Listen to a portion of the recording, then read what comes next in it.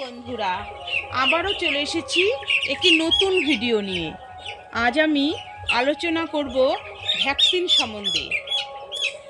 আজ আমার মুরগির 7 দিন বয়স। প্রথম ভ্যাকসিন 6 দিনে করার নিয়ম। যদি কোনো কারণবশত একদিন আগে কিংবা পরে করা হয় তাতে কোনো সমস্যা হয় না। ভ্যাকসিন করার কিছু নিয়ম আজকে আমি আপনাদের কাছে তুলে ধরব। ভ্যাকসিন আনার পরে দেখবেন বরফ গলে না যায়। যদি বরফ গলে গিয়ে থাকে তাহলে ভ্যাকসিনটি কোনো কাজে লাগবে না। অবশ্যই ওই দিকে খেয়াল রাখবেন। আমরা সকলেই জানি ভ্যাকসিন করার নিয়ম, তবুও আমরা অনেক ছোট ছোট ভুল করে থাকি। ভ্যাকসিন মেলানোরও কিছু নিয়ম আছে, যেরকম সুই ও সিরিঞ্জ দিয়ে ভ্যাকসিন মেলাতে হয়।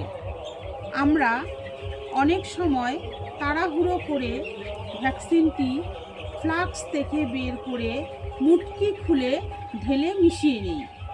আসলে এইভাবে মেলানো নিয়ম নয়। ড্রপারে ভ্যাকসিন ঢালার পর একটানা 100 পাখিকে ভ্যাকসিন করে ড্রপার চেঞ্জ করতে হয়। যেই ড্রপারটি দিয়ে ভ্যাকসিন করেছেন সেই ড্রপারটি বরফে রাখতে হবে।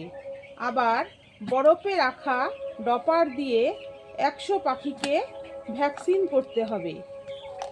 এইভাবে অল্টারনেট করতে হবে, কারণ হাতের গরমে ভ্যাকসিনটি গরম হয়ে গেলে সেটা কোনো কাজে আসে না। খেয়াল রাখবেন যেন প্রত্যেকটি পাখি ভ্যাকসিন হয়। কোনো কারণবশত একটি পাখি ছাড়া গেলে সেটার থেকেই ভাইরাস ছড়িয়ে পড়বে।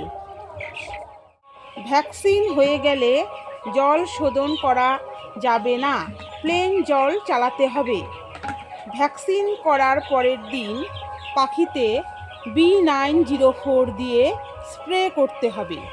তো বন্ধুরা, আমার ভিডিওটি যদি আপনাদের ভালো লাগে কিংবা কোনো উপকারে আসে, প্রত্যেকটি ফার্মার বন্ধুদের কাছে শেয়ার করে দেবেন, ফলো করে দেবেন। নমস্কার।